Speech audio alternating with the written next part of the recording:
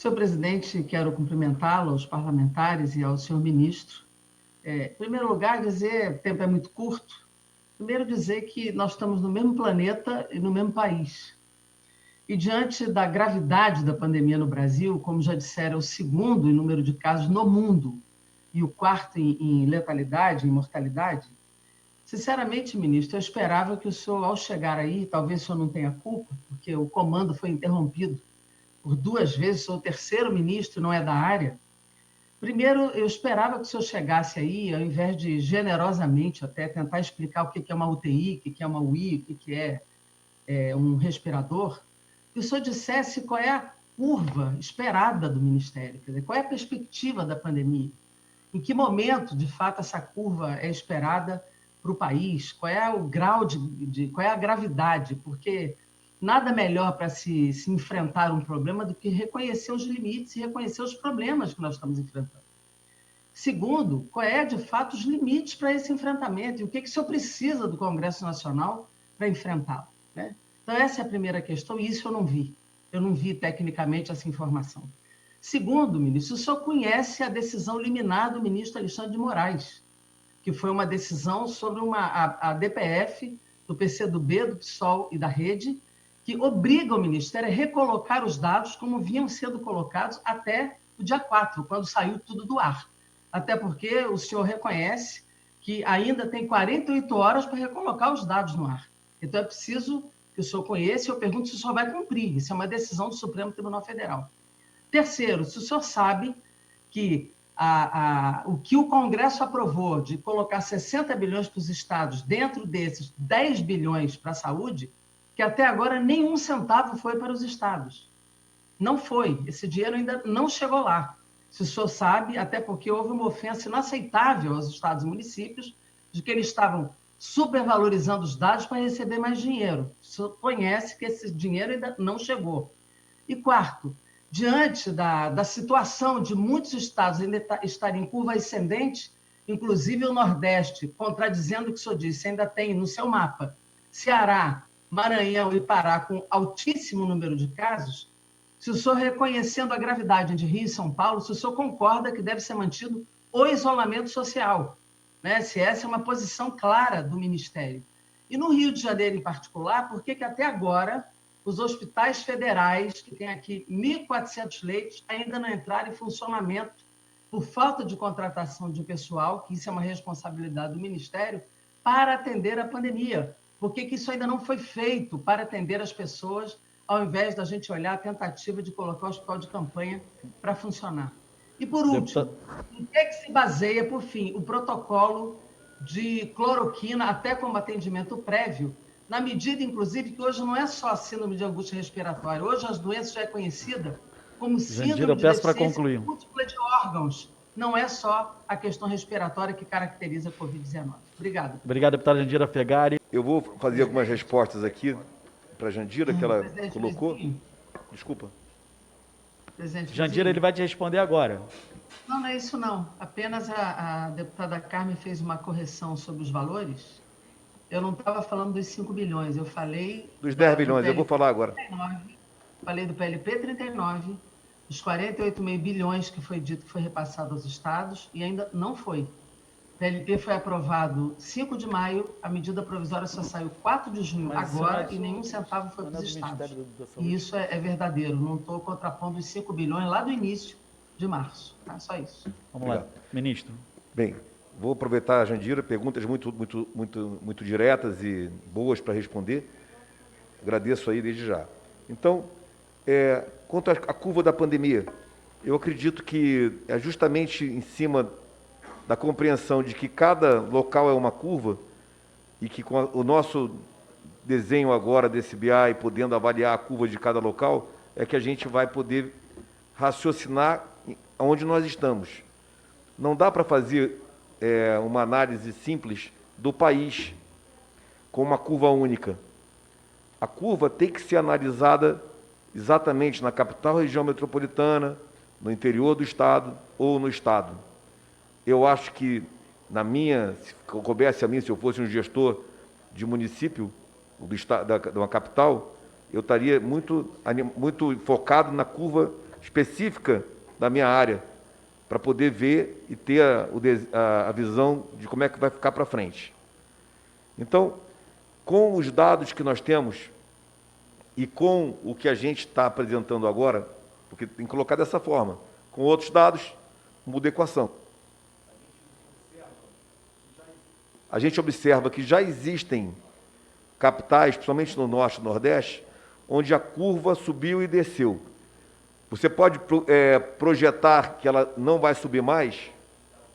Você pode projetar que acabou ali? Então, importante compreender a curva e acompanhar diariamente, para ver qual foi a ação que aquele gestor fez e que consequência ele deu naquela curva. É muito específica naquele local. Quando você joga isso para a região norte, ou joga isso para o Brasil, eu queria dizer que é quase impossível você fazer uma projeção somando todos esses dados tão diversos. Então, eu concito a todos a observar, que deve ser feito regionalmente e está aí a decisão do Supremo Tribunal Federal sobre quem decide o que deve ser feito, como é que é a gestão disso, que está clara que tem que ser no Estado e no município, porque não pode ser de uma decisão única, de uma canetada numa região ou numa grande parte do país ou no país como um todo. Isso, cada caso é um caso e precisa ser avaliado dessa forma. Bem, eu acredito que a colocação dos dados como eles estavam, já está colocado no nosso BI ali também uma página, onde aparecem os dados exatamente como estavam antes. Então, não vai precisar nem me obrigar a cumprir, já vai ser cumprido imediatamente. É uma outra resposta que você me perguntou. Quanto aos 10 bi, está caindo isso aqui. Quanto aos 10 bi, nós estamos discutindo com a Casa Civil, com a Segov, os critérios que foram mandados para nós. Então, alguns critérios não estavam com o fechamento, por exemplo, da memória de cálculo do que vai ser gasto daquilo. Então, nós tivemos que rever todos eles, recolocar dentro de uma nova metodologia para que haja efetividade na distribuição. Você entende? Então, não é só um número para aquele lugar, aquele número cabe naquele lugar, aquele número é compatível com as ações e os critérios que foram colocados. Isso é um trabalho de mais um dia, no máximo 48 horas, vamos começar a disponibilizar os 10 bilhões. Já está nesse nível de discussão. Trabalhou-se no final de semana, acredito que hoje já tenha sido fechado. Foi em cima de transparência e garantir que o critério estava correto, não apenas o critério político, mas também o critério técnico da distribuição. Isolamento social, você perguntou, não tem nenhum problema de responder isso. Isso é uma ferramenta, é uma possibilidade, e isso está a cargo também pela posição do STF, dos gestores individuais, prefeitos e estados, e estão sendo usados. E o que cabe a nós é colocar a ferramenta de análise para ver quanto o resultado está dando ou quanto não. A análise é feita pelo próprio gestor. Se ele estiver tendo um resultado bom com aquela ação, ele pode seguir nela. Se ele estiver executando e não está dando resultado em nada, não adianta fazer aquilo. Então, é uma ferramenta. Hospitais Federais do Rio, eu vou te passar eu vou pedir o teu WhatsApp depois, ou o teu oficial, digamos assim, para te passar exatamente o que eu tenho recebido dos hospitais do Rio. Foi tem sido uma preocupação nossa direto com relação a botar para funcionar. Então, a gente mandou material, a gente mandou APIs, a gente está trabalhando com a contratação de pessoal e, pelo que eu tenho recebido de feedback, tem vários leitos que foram efetivamente abertos, já deveriam estar, né?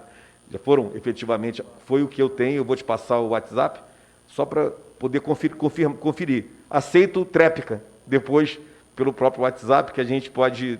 Isso me interessa, essa tua observação muito. Não precisa dizer por quê, né? É óbvio.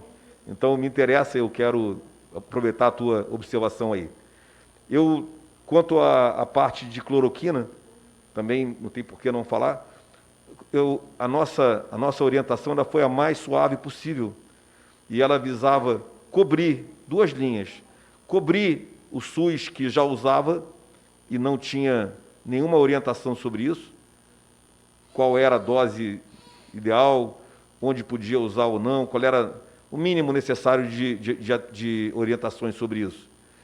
De um lado, cobria quem já estava usando como médico do SUS, que estava descoberto, era uma posição que era já sabida em vários estados e municípios, e a gente tinha que cobri-los, recobri-los, um guarda-chuva. E o outro lado era o próprio vulnerável, nosso cliente mais vulnerável, nosso brasileiro mais vulnerável, que quisesse ou optasse por usar e não tinha essa possibilidade. Então, a orientação era apenas dá a disponibilidade, apenas dá a liberdade para o médico fazer o diagnóstico e fazer a prescrição. Não obriga nada, nem induz nada, não é um protocolo, não é uma determinação, em hipótese alguma. A gente não poderia fazer isso. Bem, outra pergunta que tu me fizeste foi quanto a o que eu preciso de vocês. Eu preciso tratar o negócio dos medicamentos, isso é muito sério. A gente está tendo muita dificuldade de fazer chegar esses insumos nas fábricas, isso é uma realidade. Quanto disso digamos, dificuldade financeira, porque estão cobrando mais caro, ou porque não querem entregar, criando dificuldade para criar facilidade.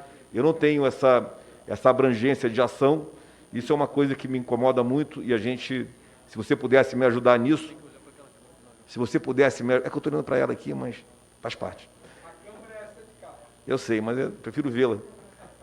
Então, se eu pudesse te pedir, esse seria um pedido que vocês podiam me ajudar. Eu acho que a gente precisa trabalhar com entender bem essa dinâmica da dificuldade dos insumos chegarem nas fábricas e onde nós podemos agir com tipo de ação para que isso aconteça e supra o mercado desses medicamentos. Isso é muito, muito importante.